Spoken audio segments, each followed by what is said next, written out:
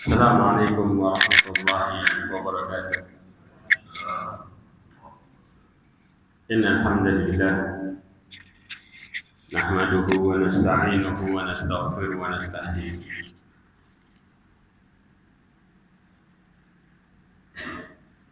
ونعوذ بالله من شرور أنفسنا ومن سيئات أعمالنا. من يهدي الله فهو المهتد ومن يضلل فلن تجد له وليا مرشدا.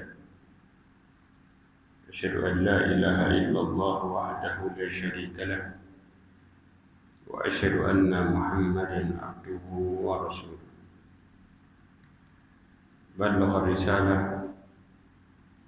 وأدى الأمانة ونصح الأمة وتركها على محجة البيضاء ليلها كنهارها لا يزيغ عنها إلا هالك. أما بعد،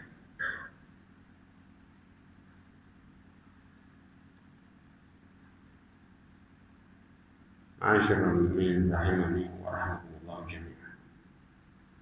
Kita lanjutkan bahasan kita tentang Nabi Lut dan kaumnya.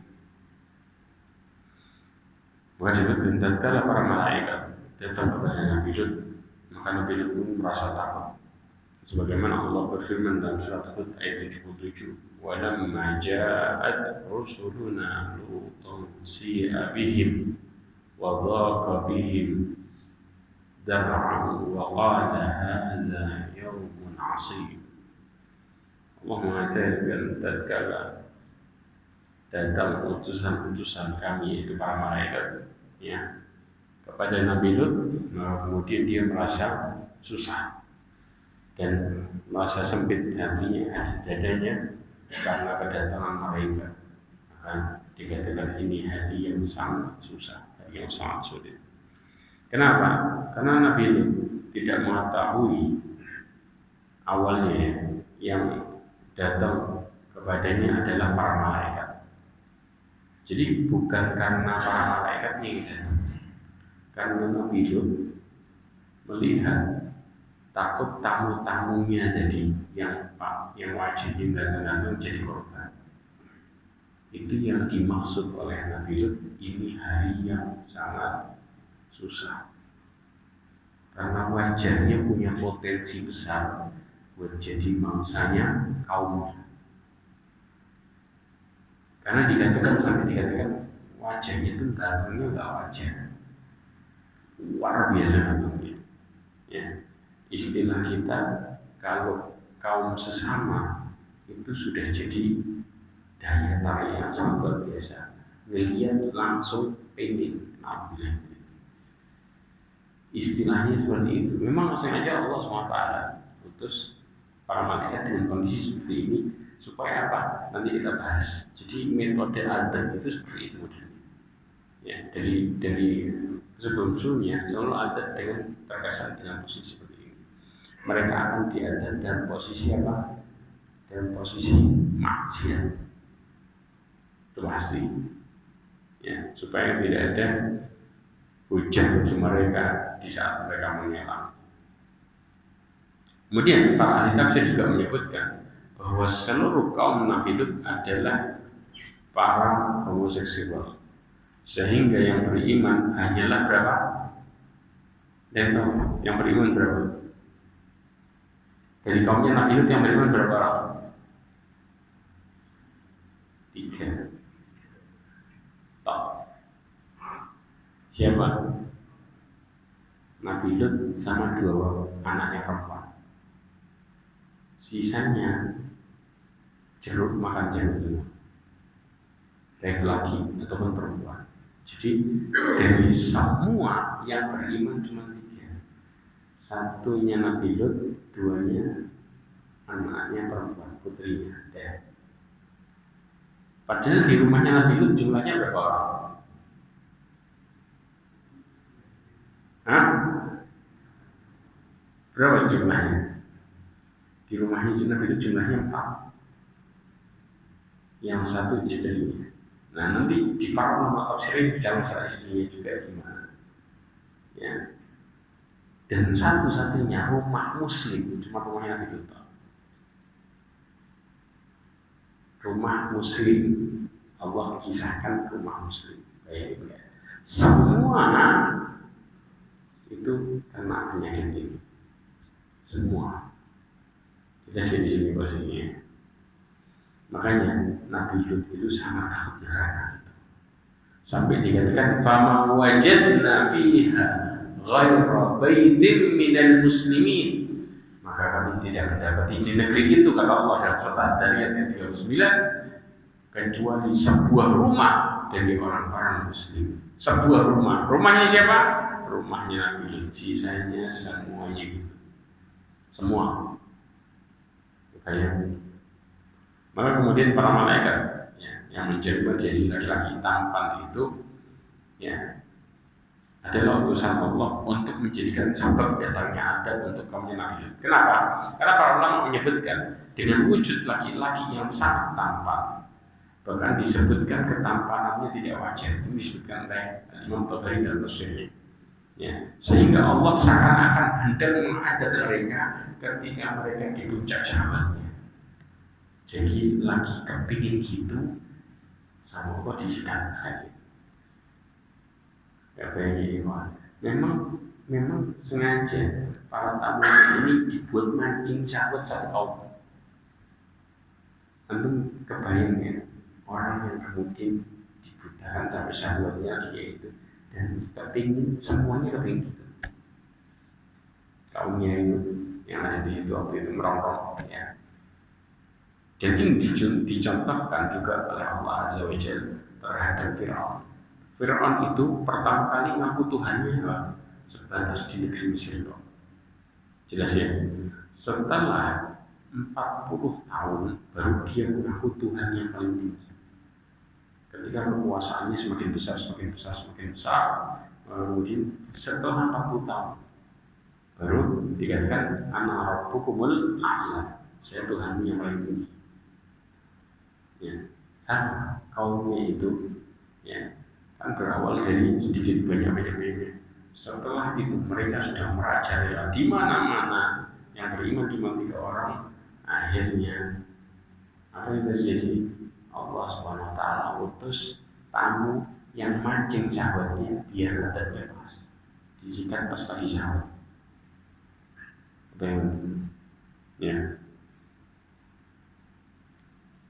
Nah, juga dikatakan dalam surat An-Nazi'at ayat 25 bagaimana Fir'aun itu Allah SWT mengatakan di puncak kesombongannya mengakui dirinya Tuhan paling tinggi, barulah Allah ada dengan mengatakan fa'akhadahu Allahu nakala al-akhirati wal ula.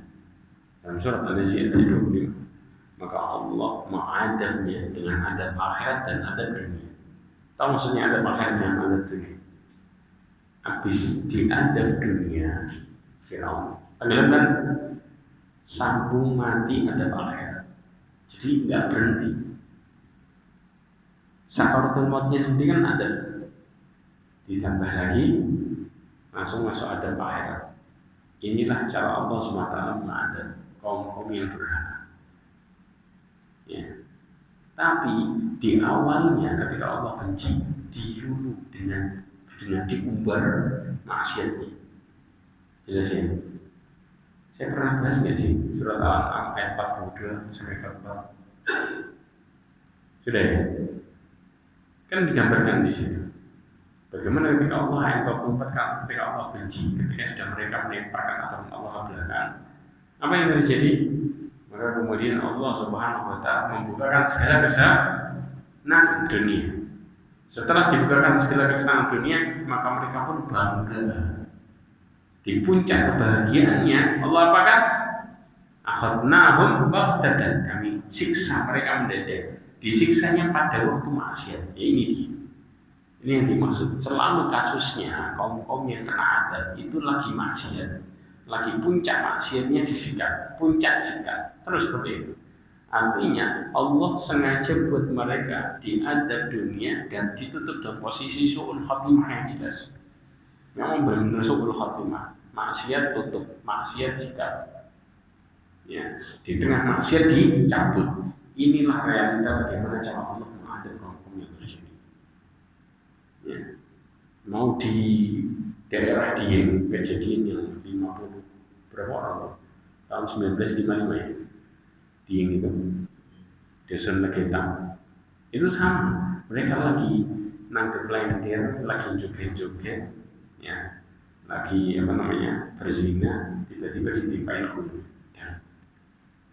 Jadi di puncak kemaksiatannya padahal hujan ya, tapi mereka tambah senang di puncaknya. Orang ketika maksiat mereka sudah dikuasai sama nafsu, gak ada rasa takutnya. Di situ Allah ada dunia lanjut kematian. Nah, inilah realitanya. Kemudian juga kekhawatiran Nabi Lut ya terhadap para laki-laki yang menjadi tamunya adalah karena takut menjadi korban dari para kaumnya, dan kekhawatiran Nabi Lut ini terjawab dengan apa? Terjadi pengkhianatan dari dalam, yaitu siapa? Istrinya sendiri. Maka kemudian karena dikatakan istrinya adalah orang yang sering berkhianat kepada Nabi Lut, sering ya, maka akhirnya Allah menjadikan istri Nabi Lut sebagai perumpamaan bagi orang-orang kafir. Ya, jadi perumpamaan bagi orang-orang kafir siapa? Istri Nabi Lut sama Nabi Nabi Nuh, kan Nabi Saleh, Nabi Nuh. Ya, Allah mengatakan dalam surat ya At-Tahrim ayat 10, dan ini sering dibaca di sama imamnya. Bukan sering dengar. Ya, Daraballahu matalan lil ladzina kafaru imra'ata Nuhin wa imra'ata Lut. Kanata tahta 'abdaini min ibadina salihin. Ya, fakhanatahuma falam yughni 'anhuma min Allahi syai'an wa qila dukhulan nara ma'ad dakhilin.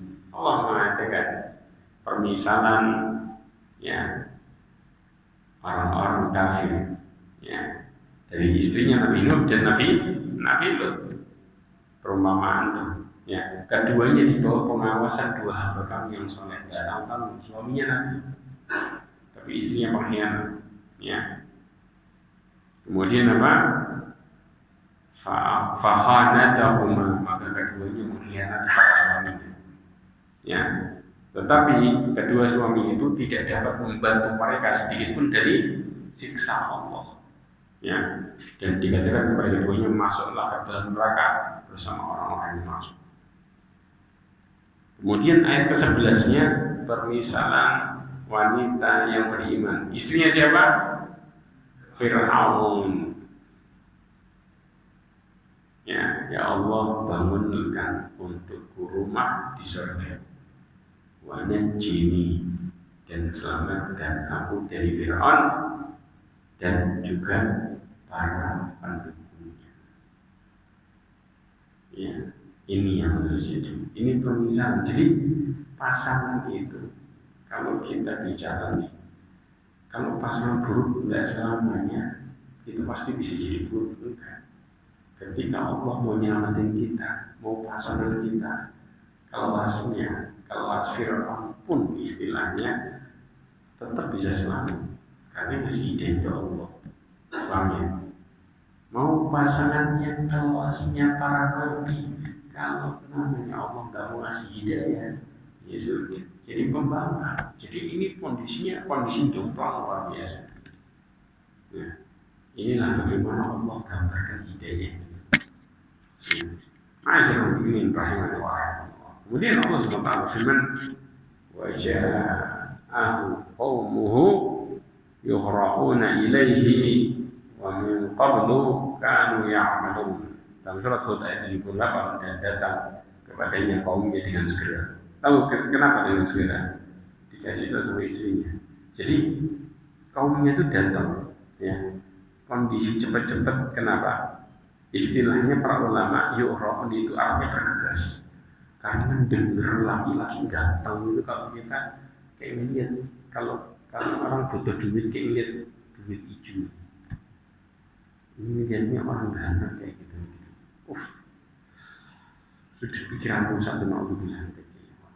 Rasanya itu kayak diterkam, ya, bergegas sampai dikatakan, ya, Di dalam tafsir disebutkan mereka itu datang dalam kondisi ya, gemeteran, ya, syahwatnya menggebu-gebu.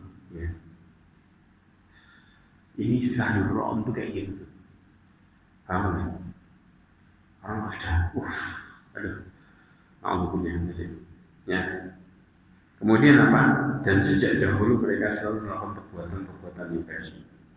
Maka ketika syahwat mereka memuncak, bergegas mereka menuju rumahnya Nabi Lut. Bayangin, dengar aja langsung syahwatnya naik.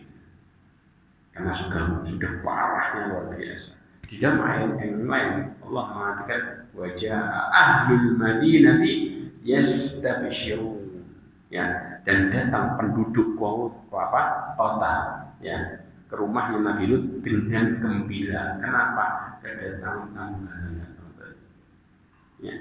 Kemudian Allah Subhanahu wa taala menggambarkan juga bahwa Nabi Lut mengatakan, "Hai kaum, inilah putri-putriku yang tadi beriman itu dua." Diajuin ke mereka. Mereka itu lebih suci bagimu. Maka bertakwalah kepada Allah dan janganlah kamu mencemarkan namaku terhadap tamuku ini. Kata Nabi Lut, jangan merusak. Ya kan? Tidak adakah di antara kalian seorang yang beramal? Kenapa Nabi Lut mengatakan ini? Nabi Lut berusaha melindungi tamunya dan Nabi Lut tidak tahu kalau itu malaikat. Sampai di titik itu, jelas ya. Karena para ulama mentafsirkan, tatkala Nabi Lut berdiri di depan pintu rumahnya untuk menghalangi kaumnya, ada yang mengartikan perkataan Nabi Lut tentang menawarkan putri-putrinya agar mereka mendatangi para wanita secara wajar. Paham ya? Bukan kemudian dikasih gitu, tak enggak. Artinya sadari, ya, wajarnya itu lagi ke perempuan. Ya. Kemudian apa? Dan juga didasari dengan status seluruh para nabi yang datang, statusnya sebagai seorang ayah bagi kaum. Paham ya? Makanya kemudian dikatakan ini anak-anak. Dan ini disebutkan di dalam tafsir At-Tahrir wa Tanwir. Akan tetapi kaumnya tidak mau mendengarkan. Mereka telah mabuk terhadap para laki-laki yang tampan. Jadi kayak orang mabuk sudah. Mabuk dengan syahwat, tentu bisa bayangin ya, titiknya sampai di titik gitu. Sampai Allah Subhanahu wa taala mengatakan dalam surat Al-Hijr ayat 72, kata Allah Subhanahu wa taala, "La amruka innahum la fi saqratihim ya'mahun." Kata Allah Subhanahu wa taala, demi umur-umur Muhammad, ya, sesungguhnya mereka terombang-ambing dalam mabuk kesesatan. Ya. Maka kemudian Nabi Lut akhirnya mengatakan kepada mereka, ya, mereka membalas dengan kata apa? Dalam surat Hud ayat 79, qalu laqad alimta ma lana fi banatika min haqqin wa innaka la ta'lamu ma nurid. Maka mereka menjawab, sesungguhnya kami itu telah tahu bahwa kami ini enggak kepingin anak-anak, enggak kepingin putri. Dan engkau tahu apa yang kami inginkan. Maka di saat itu Nabi Lut berusaha untuk melawan, tapi dia tidak bisa. Kenapa? Karena Nabi Lut datang mendakwahi kaum Sodom dalam posisi sendiri, ya, dan tidak memiliki kabilah sama sekali. Kalau seandainya Nabi Lut punya kabilah, maka kabilahnya bakal bantu. Tapi Nabi Lut seorang diri pendatang, ya, lain yang kemudian para nabi yang lainnya kan kadang-kadang dalam posisi apa? Asli. Rasulullah asli berdiri di situ enggak? Asli. Kalau kita bilang pada daerah. Kalau Nabi Lut tidak, dia pendatang posisi. Ya. Nabi Lut ini pendatang siapa? Ponakannya Nabi Ibrahim. Dari daerah mana? Hah? Daerah mana? Bukan. Nabi Ibrahim dari daerah mana?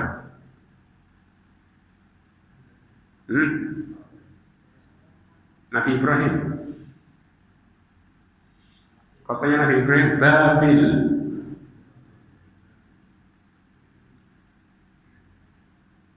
Nabi Ibrahim itu dakwahin Nabi Lut, kemudian ketika Nabi Ibrahim keluar, Nabi Ibrahim ke Haran, Nabi Lut kemana? Babil. Jadi setelah diusir, lalu Nabi Lut itu dalam posisi beriman kepada Nabi Ibrahim. Yang dakwah siapa?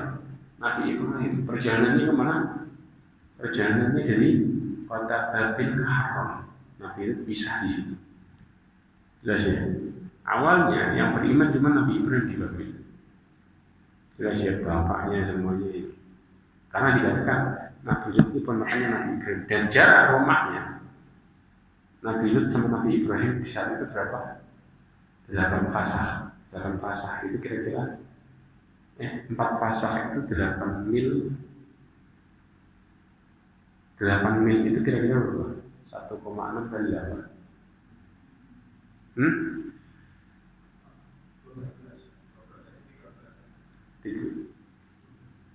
Satu 8 mil itu berapa?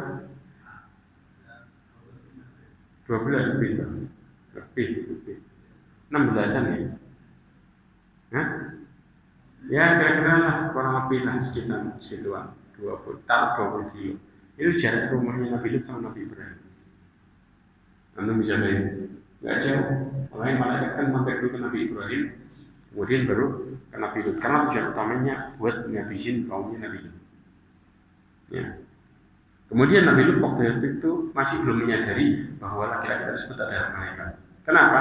Mereka terus merayu Nabi Lut untuk menyerahkan tamu-tamunya kepada mereka. Maka Allah Subhanahu wa taala mengatakan dalam surat Al-Qamar ayat 37. Kata Allah Subhanahu wa taala, "Wa laqad rawaduhu an dhayfihi fatamasna a'yunahum fadhuqu 'adabi wa nudhur." Kata Allah SWT, sungguhnya kami telah membujuknya agar menyerahkan tamu. Sungguhnya mereka telah membujuknya agar menyerahkan tamunya kepada mereka. Lalu kami butakan mata mereka, maka merasakanlah adabku dan peringatanku. Nah, al-murawadah, ya, merayu ini yaitu merayu orang yang tidak mau. Jadi mereka merayu Nabi Lut untuk menyerahkan tamunya, tapi Nabi Lut tidak mau menyerahkan. Jelas ya. Ketika mereka gagal terus mendatanginya dan terus merayunya agar Nabi Lut menyerahkan tamunya, maka mereka berusaha sampai Nabi Lut tetap menolak. Nah, dalam posisi merayu ini, maka mereka itu ada 3 tafsiran. Dibutakan sama Allah nantinya. Maksudnya dibutakan gimana? Yang pertama, mereka tiba-tiba menjadi buta karena ingin melihat laki-laki tampan. Akhirnya mereka nggak bisa melihat. Ini tafsir yang pertama. Jelas ya. Tafsir yang kedua, bahwa mereka itu sampai masuk ke rumahnya Nabi Lut. Kemudian Allah butakan, tamunya nggak kelihatan. Jelas ya. Karena orang kalau sudah kayak gini, Nabi Lut kan sendiri. Sedangkan tamunya coba yang rakyatnya ini kaumnya banyak, ngeringsek, tapi tamunya ya. Itu yang dimaksud dengan dibutakan mata mereka. Yang ketiga adalah mata mereka berubah menjadi kulit wajah. Jadi matanya kayak kulit sudah. Jadi bukan bentuk mata. Sehingga apa? Sehingga tidak ada mata sama sekali. Ini tafsiran ini ya disebutkan di dalam tafsir Qurtubi. Jadi para ulama tafsir mentafsirkan yang 3. Yang pertama dibutakan dari awal. Yang kedua mereka masuk ke kelihatan. Yang ketiga matanya hilang jadi kulit wajah. Jadi kalau kita bilang apa? Enggak bentuk matanya rata. Para ulama juga menyebutkan bahwa setelah mereka terusir dan kembali ke rumah masing-masing, yang sebelumnya mereka memberikan ancaman kepada Nabi Lut untuk menyerahkan tamunya pada keesokan harinya. Jadi masih waktu diusir, besok harus diserah. Ketika mendengar ancaman itu, maka kembalilah Nabi Lut dengan ketakutan. Maka para malaikat mengabarkan tentang siapa aslinya mereka.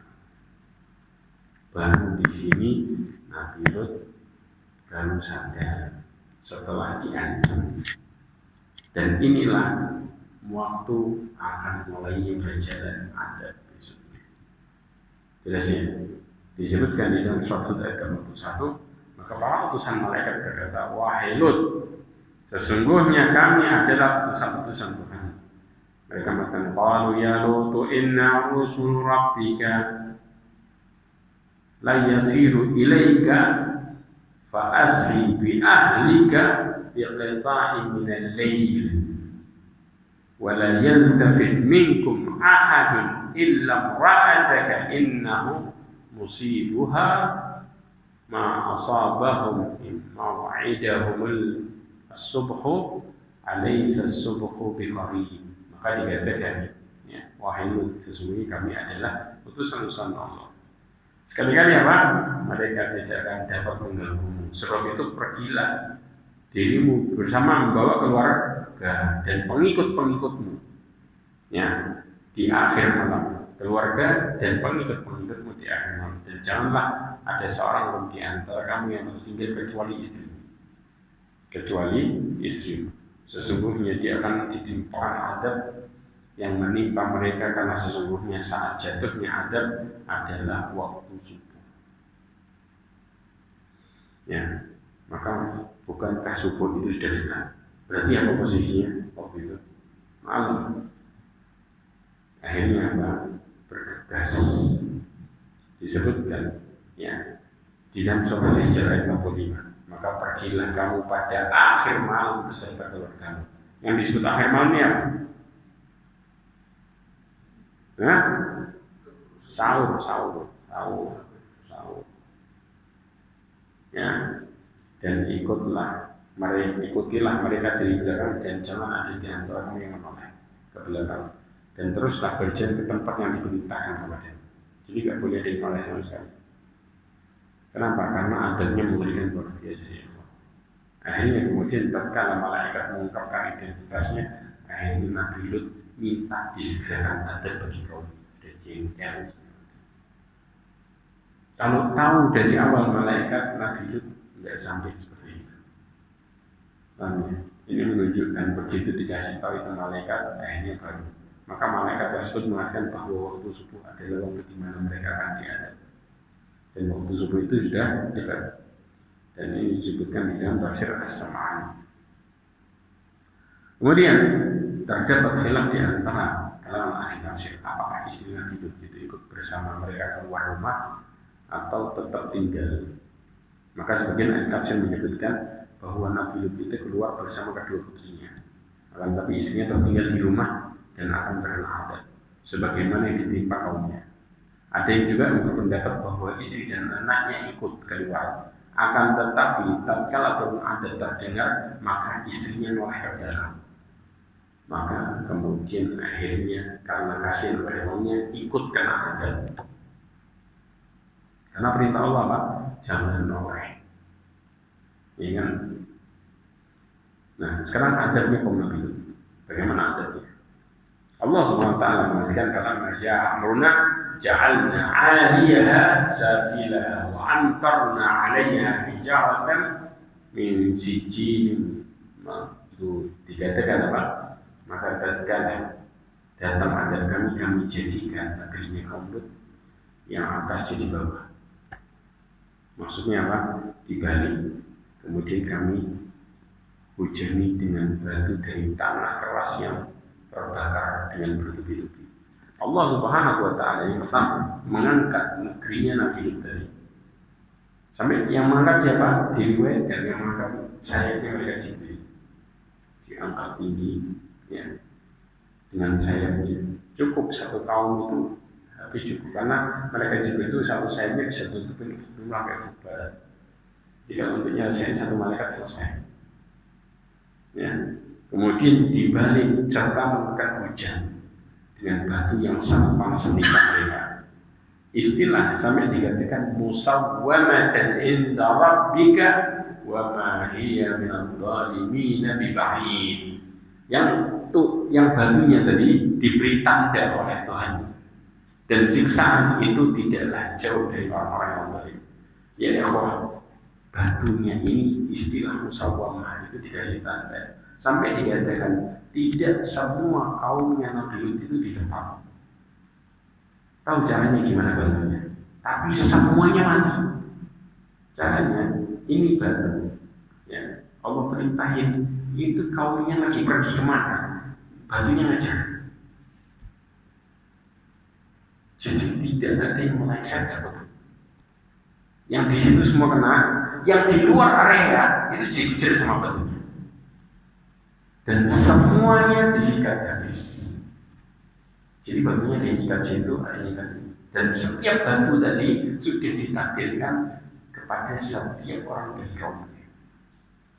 Jadi batu ini buat siapa, batu ini buat siapa, batu ini buat siapa, semua sudah ada. Lengkap. Ada Allah sampai kita cari bicara kaum sebelumnya ada di gitu. Ini adanya sampai sebelumnya. Bagaimana pertamanya? Dan itu batunya kebakar, keras disikat. Kira-kira kebakar atau sudah melayang, kebakar, jatuh timah. Ini cara Allah mengadil karena kemaksiatan mereka belum pernah terjadi sebelumnya. Mereka adalah jenis manusia yang menjijikkan pertama kali melakukan kemaksiatan di sini. Ya. Makanya kemudian di dalam tafsir itu kan disebutkan batu-batu itu telah ditugaskan oleh Allah untuk melimpahi orang-orang yang Allah tetapkan. Sehingga setiap batu hanya akan mengenai orang-orang yang telah ditetapkan pada masing-masing batu tersebut. Jadi setiap batu sudah punya tugas. Batu ke siapa, batu ini ke siapa, batu ini ke siapa. Secara Allah. Ya. Makanya para ulama sering mengatakan ketika ada sebagian kaumnya Nabi Lut tidak berada di kampungnya, maka batunya ditugas melempar mereka yang kecil walaupun di luar kampung. Ya. Allah Subhanahu wa taala juga mengatakan tentang adanya Nabi Lut di surah Al-Qamar ayat 34 sampai 35, "Inna arsalna 'alaihim hasiban illa 'ala Lut." Allah mengatakan sesungguhnya kami kirimkan kepada mereka hasiban. Hasib itu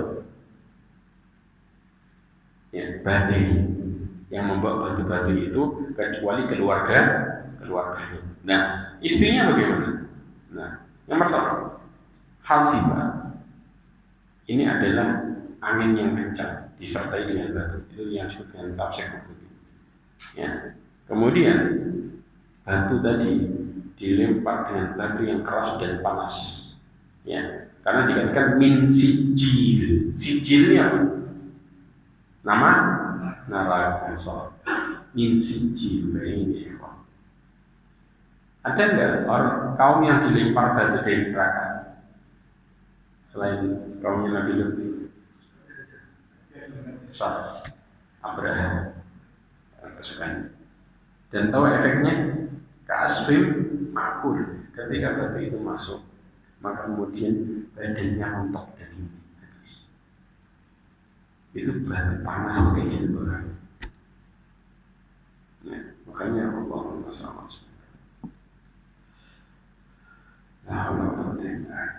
Nah, kemudian siksaannya ya, yang turun kepada mereka berupa hujan batu itu pada waktu pagi. Ya. Allah Subhanahu wa taala mengatakan di dalam surat Al-Qamar ayat 8-9, dan sungguh pada esok harinya mereka benar-benar ditimpa adab yang menetap, maka rasakanlah adabku dan peringatan. Al-Imam di dalam tafsir berkata Tahrir wa Tanwir disebutkan mereka itu di waktu pagi harinya ditimpakan adab yang terus-menerus tanpa henti. Dari mulai apa? Diangkat kaumnya, kemudian dijatuhkan, dibalikkan, dihujani batu serta angin kencang. 4 langsung Allah kasih dalam satu waktu untuk menghabisin semuanya. Nah, ketika Nabi Lut dan kedua putrinya selamat, ya di dalam Tahrir wa Tanwir disebutkan, kemudian di pagi harinya setelah siksaan datang tadi, antara selamatnya Nabi Lut dan keluarganya dengan datangan siksaan adalah jedanya sedikit, karena Nabi Lut keluarnya pas sahur, sedangkan adabnya datang subuh. Jadi sahur sama subuh itu sebentar. Mau sahur yang paling utama kan tidak subuh. Jadi keluar dari ini sahur, begitu tengah jalan ini disingkat. Ya, ini kondisi adabnya. Kemudian istri Nabi Lut, ya, tidak selamat. Kenapa? Karena Allah mengatakan surah Al-Araf ayat 83, فَأَنْجَيْنَاهُ وَأَهْلَهُ إِلَّا امْرَأَتَهُ kanat minal ghabirin. Kata Allah SWT, kami selamatkan dia dan ahli di sini diartikan dengan tafsir pengikut-pengikut. Ya, padahal dia dan juga dua putrinya, ya, kecuali istrinya, dia termasuk orang-orang yang ghabirin ini tertinggal dibinasakan oleh Allah SWT. Nah, kecuali istrinya tadi disebutkan di dalam tafsir bahwa apakah istri Nabi Lut ini termasuk keluarganya?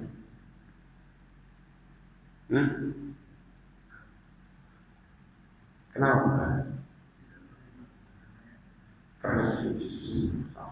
Dari segi syariat bukan. Dari segi syariat jelas masalah ini. Nanti saya contohkan kasusnya. Ada kasusnya sebelumnya, ada kasusnya yang sama. Ya, di mana diistilahkan bukan keluarga. Siapa dia? Nabi siapa? Siapa? Anaknya sah. Betul. Anaknya Nabi Lut. Ya. Keluarga Nabi Lut terdiri dari Nabi Lut, istri dan kedua putrinya. Ya. Kalau kita tahu bahwa istri Nabi Lut tidak selamat, padahal Allah SWT mengatakan bahwa Allah SWT menyelamatkan keluarga Nabi Lut dari azab. Karena menunjukkan, ya, di dalam tafsir disebutkan seakan-akan istri Nabi Lut ini adalah yang kafir bukan termasuk keluarga, sehingga tidak perlu dikecualikan. Makanya tidak dikecualikan. Di ayat yang lain tidak dikecualikan. Paham ya? Karena memang orang kafir itu tidak disebut sebagai keluarga dalam syariat. Makanya orang kafir ini, ya, tidak boleh mewarisi dan diwarisi. Jelas ya? Jadi secara aturan Islam itu mereka tidak mewarisi dan diwarisi. Bahkan apa? Hubungannya putus ya. Ketika meninggal kita nggak meninggalin, ya nggak? Putus. Kita cuma punya aturan untuk bermuamalah sama mereka selama di dunia. Tapi di akhirat, ketika mereka sudah meninggal, mereka putus, mutlak, putus, tidak boleh sama sekali. Ya, makanya Allah mengatakan itu dalam surat Hud tadi, yang disebutkan di sana Nabi Nuh, dalam surat Hud ayat 45 sampai 46, kita pernah bahas juga. Ya, Allah mengatakan wa nadanu rabbahu faqala rabbin inna ibni min ahli wa inna wa'daka al-haqqu wa anta ahkamul hakimin. Ya Allah, Nabi Nuh itu berdoa kepada Allah sambil mengatakan, ya Allah, sesungguhnya aku termasuk keluarga. Sesungguhnya janji engkau itu adalah benar, ya, dan engkau adalah hakim yang adil. Kemudian Allah mengatakan, qala ya Nuh innahu laisa min ahli. Maka Allah menjawab, wahai Nuh, sesungguhnya dia juga termasuk keluarga. Karena keluarga itu yang satu iman, itu keluarga. Sedangkan anaknya Nabi Nuh tidak beriman, maka dikatakan bukan keluarga. Jelas ya di sini. Kemudian juga dikatakan bahwa karena anaknya yang kafir maka dianggap sebagai keluarga. Dan kalau Allah Subhanahu wa taala menceritakan bahwa yang selamat hanya yang keluarganya Nabi Lut, yaitu yang beriman dari siapa? Nabi Lut serta dua anak. Dan ini juga disebutkan di dalam tafsir Tahrir wa Tanwir. Jika salah seorang dari keluarga kafir, maka tidak saling mewarisi dan tidak bisa menjadi wali nikah. Jadi tidak berhak.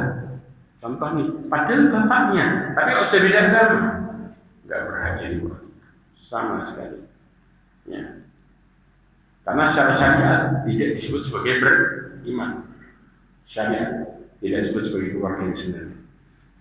Yang beriman itu yang selamat, sebagaimana Allah mengatakan dalam surat Ad-Dariyat ayat 35, fa akhrajna man kana fiha minal mu'minin.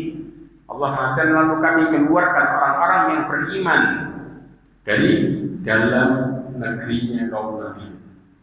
Apa yang dimaksudkan Allah menyelamatkan orang-orang yang beriman dari negeri tersebut? Artinya kaum muslimin tahu bahwa sebab selamatnya seseorang dari azab Allah karena keimanan. Jadi mutlak setiap kaum ketika kena azab yang selamat siapa? yang beriman sebenarnya. Makanya yang nggak beriman, mereka adalah orang-orang yang nggak soleh. Ya. Kemudian juga Imam Qatadah mengatakan, "Lau kana fiha aktsaru min dzalika la anjahumullah liya'lamu anna al-iman indallahi mahfuz." Dikatakan kalau seandainya ya selain keluarga Nabi Lut ada orang-orang yang beriman lebih banyak dari mereka, maka tentu Allah selamatkan semua.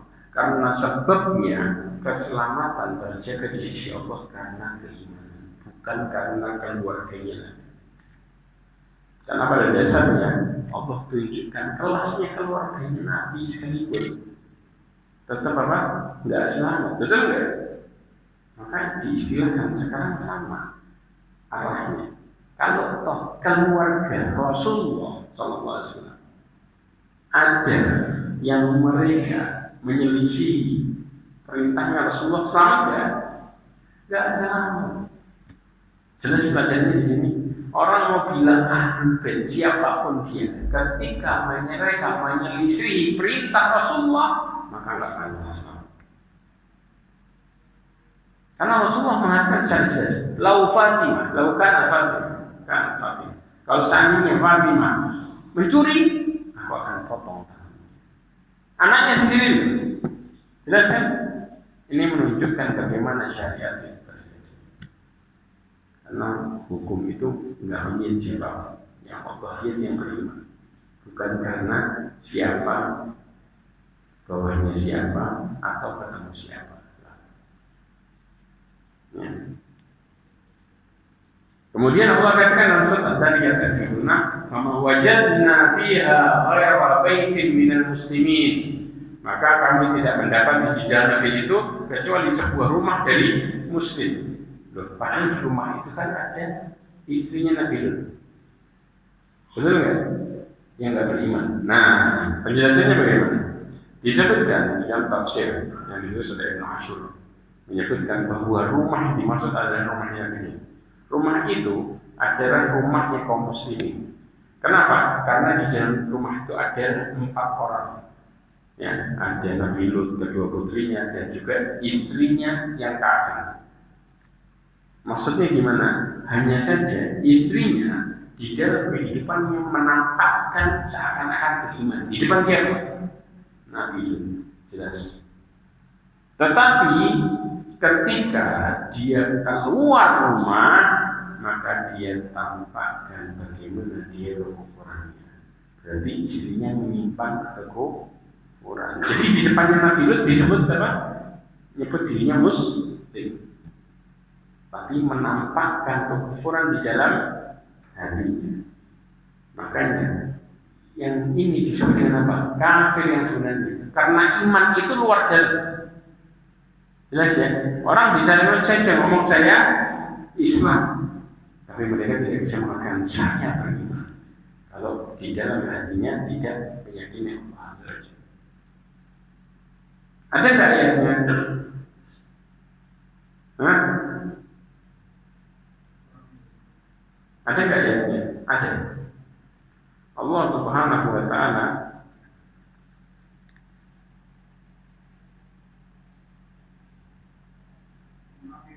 ya, di dalam Al-Quran juga.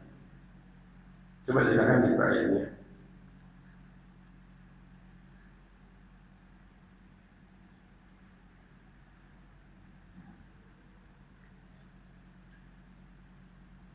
Di mana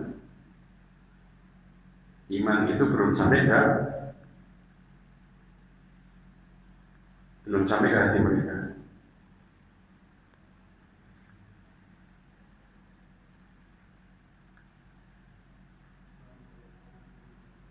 Apa ayatnya?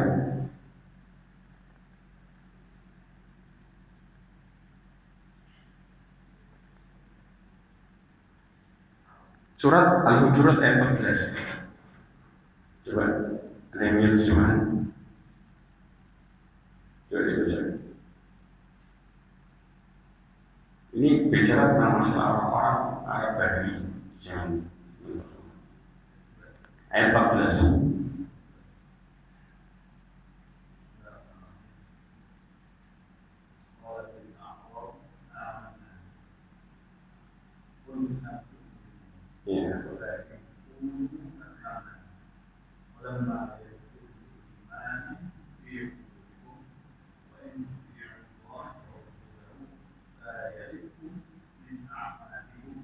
Sehingga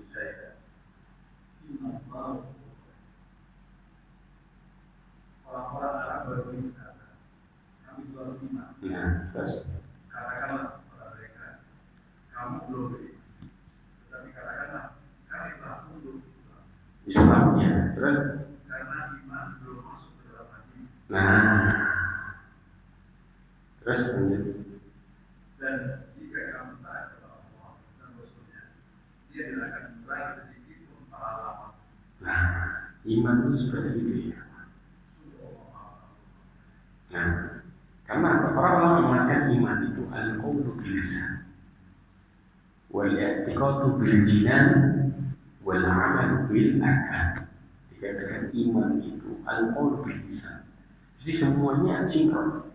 Berkata dengan lidah zahirah, yakini dengan hati, jinan itu hati. Kemudian dan mengamalkan dengan anggota tubuh. Itu iman. Kalau orang masih sekedar mengucapkan syahadat ngaku gini, mereka masih disebut dengan Islam. Ya. Semua orang yang beriman pasti Muslim, paham ya? Karena ketika, tapi tidak semua orang Islam itu beriman. Ya. Ini tingkatannya sebenarnya. Makanya disebutkan di sini bagaimana orang-orang munafik di zaman Nabi SAW. Mereka nyebut dirinya Islam enggak? Nyebut. Tapi yang disembunyikan sama mereka apa? Kekafirannya. Tapi munafik ini ada dua jenis.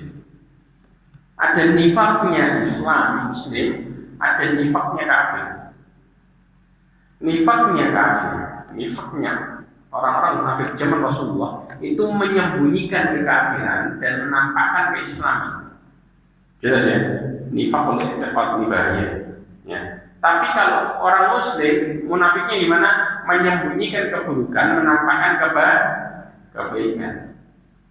Kalau yang seperti ini, kira-kira mereka masuk neraka selamanya enggak? Enggak. Mereka cuma disebut-sebut sebagai ahlu maksiat aja. Paham ya? Bukan seperti karena pada dasarnya nifaknya yang terjadi zaman Rasulullah SAW itu kemunafikan yang disebut dengan kekafiran sebenarnya. Tapi mereka menyembunyikan kekafiran itu. Makanya Allah mengatakan innal munafiqina fi darkil asfali minan nar.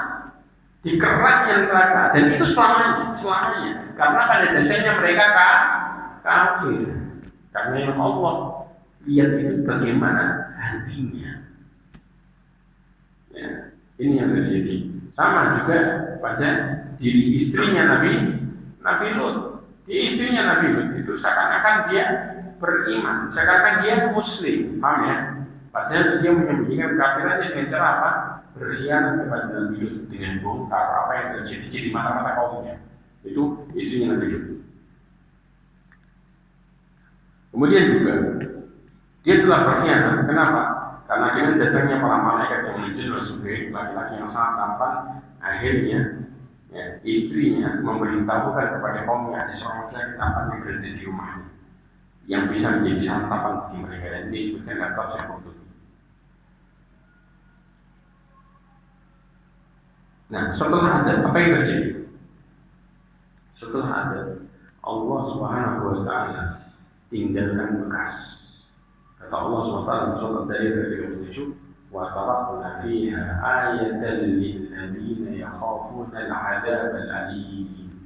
Kami tinggalkan pada negeri itu sebuah tanda bagi orang-orang yang takut terhadap azab yang pedih. Apa maksudnya? Bahwa Allah Subhanahu wa taala dalam tafsir yang disebutkan Allah tinggalkan tanda pada negeri itu menunjukkan bahwa tempat tersebut dulunya merupakan tempat yang telah dibinasakan. Tapi apa yang terjadi? Beriring dengan waktu yang tanda tersebut mulai hilang. Allah membiarkan tempat itu untuk tetap menjadi daerah yang rusak. Ya. Tapi apa yang terjadi? Dilihat oleh kaum yang setelahnya. Ya. Tapi tempat tersebut sudah tidak ada lagi. Ya. Karena sempat berarti setelah itu terjadi dibiarkan rusak sama Allah sebagai tanda. Ya. Makanya kemudian Allah Subhanahu wa taala dalam surah Al-Imran ayat 137 kata Allah, "Qad khalat min qablikum sunanun fasiru fil ardi fanzuru kaifa kana 'aqibatul mukadzibin." Allah mengatakan sungguh telah berlalu sebelum kamu sunnah-sunnahnya Allah.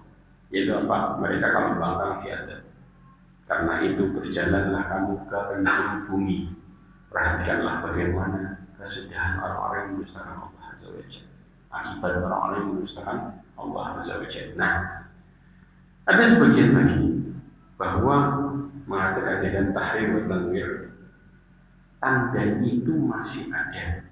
Di mana tanda itu sekarang menjadi nama laut mati. Tapi dulu tandanya lebih jelas. Nah sekarang kita kalau ke daerah mana? Di mana? Negeri mana? Hah? Yordan. Laut mati itu kan gede, ya kan? Nah di laut mati itulah yang kemudian pernah terjadi di mana kaum Sodom dan sekitarnya hidup. Dan ini disebutkan di dalam tafsir Tahrir. Tapi kalau akibat yang pertama itu tanda-tandanya hilang. Tapi kalau bekasnya sampai jadi laut mati itu ada. Kenapa? Karena laut mati ini garamnya semakin tinggi sampai dikatakan per liter itu garamnya 32%. Itu garamnya. Antum bisa naik per liter. Jadi kalau antum 1 liter ambil berarti 32% dari 100% air itu garam. Ya. Umumnya air laut itu garamnya cuma 2%. Tapi ini berapa? 32%. Jadi antum bisa dapetin per liter 35 gram. Mau ngambil garam, jadi sampai dikatakan tidak ada satu binatang pun yang bisa hidup. Makanya benar-benar ekosistemnya rusak, sudah kehidupan tidak ada. Makanya disebutkan laut mati. Karena mau binatang apapun di situ tidak bisa hidup sama sekali. Laut istilahnya daratan kan masih ada kehidupan ya. Mau cacing, mau apa kan masih ada. Kalau itu laut tidak ada kehidupan sama sekali. Karena bekas dari kaum yang rusak. Kemudian di samping itu juga, ya, tumbuh-tumbuhan ekosistem itu di laut itu tidak ada sama sekali. Dan posisi lautnya berada di titik terendah permukaan bumi. Biasanya kita kan kalau mengukur ketinggian gunung pakai apa? MDPL, ya, di bawah permukaan laut. Berapa meter di bawah permukaan laut. Nah, ini dari permukaan laut masih turun lagi 400 meter. Dari permukaan laut turun ke bawah 400 meter. Jadi pada posisinya tanahnya itu, ini tanahnya disebutkan, ini sayapnya, sekarang ini yang disebut itu gerong mengangkat. Bukan begini itu ya, tapi digerong supaya diangkat. Makanya posisinya dataran terendah di dunia itu sini 400 di bawah permukaan laut. Ya, yang menunjukkan posisi laut mati ini sangat rendah karena dulunya dicungkil oleh Allah Azza wa Jalla, diperintahkan mereka menyungkil ini. Jadi posisinya ada di kondisi lain. Ya. Kemudian dikatakan oleh sebagian ulama, bahkan sebagian pendapat ahli sejarah menyebutkan bahwa kaum yang Nabi Lut pernah dijadikan tanda bersama Allah, sehingga semua orang bisa melihat bagaimana dibinasakan tempat tersebut. Lewat bagaimana mempelajari sejarah, mereka sudah tahu, oh ini ada kayak gini. Dan sekarang kayaknya dijadikan tempat ini mempelajari suatu bagaimana mereka ekosistem di situ. Tidak ada. Ya. Bahwa supaya apa? Mengambil pelajaran bagi orang-orang yang beriman dengan takut kepada adab Allah yang sama. Dan Allah tampakkan itu di dunia. Ada pun orang yang tidak beriman, maka mereka akan mengatakan itu hanyalah kisah terjadi karena kejadian Allah. Ya enggak? Kalau orang yang beriman mengatakan, oh ada Allah. Ini bedanya ya kawan. Sama, bencana alam itu sebenarnya apa yang terjadi? Ada. Tapi kalau orang mengatakan apa? Geser lempengan bumi. Betul nggak? Iya. Dan ini yang mengatakan adalah ulama tafsir. Di dalam tafsir Ibnu Asyur itu antara orang yang beriman, cara pandangnya sama orang yang enggak beriman jauh berbeda. Yang satu mengatakan fenomena alam dengan berbagai macam teorinya, geser lempengan lah dan lain sebagainya. Karena munculnya molekul di langit, saya nggak tahu bagaimana. Yang satu mengatakan jelas ada, karena begitu diteliti pasti mereka bermaksud. Subhanallah, pasti tidak mungkin tidak. Anda bisa cek sudah. Setiap kejadian mau kejadian Krakatau sekalipun yang gedenya luar biasa, pasti sebelumnya ada kejadian di mana mereka bermaksud.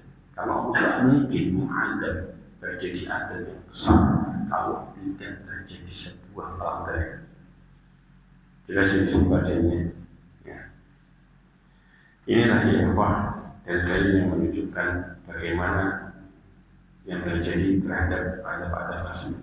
Dan yang terakhir adalah Imam Abu Hanifah menjadikan ayat-ayat ini sebagai bentuk hukum, bahwa hukuman bagi orang yang homoseksual adalah dengan diangkat di tempat yang tinggi dan dibalikkan, dijatuhkan dan dilempari dengan batu sambil dijatuhkan. Amin. Ini jadi hukum fikih. Caranya apa? Ditaruh, dijungkelin di mana? Gunung. Dari gunung sudah, atau dari daerah yang tinggi dilepas dan dilempari batu. Orang yang menghina itu cuma dilempari doang. Ini kan, inilah kondisi yang sangat-sangat mengerikan. Bahkan mereka ada dua pendapat. Yang pertama adalah dengan cara kalau belum nikah, dengan cara dirajam.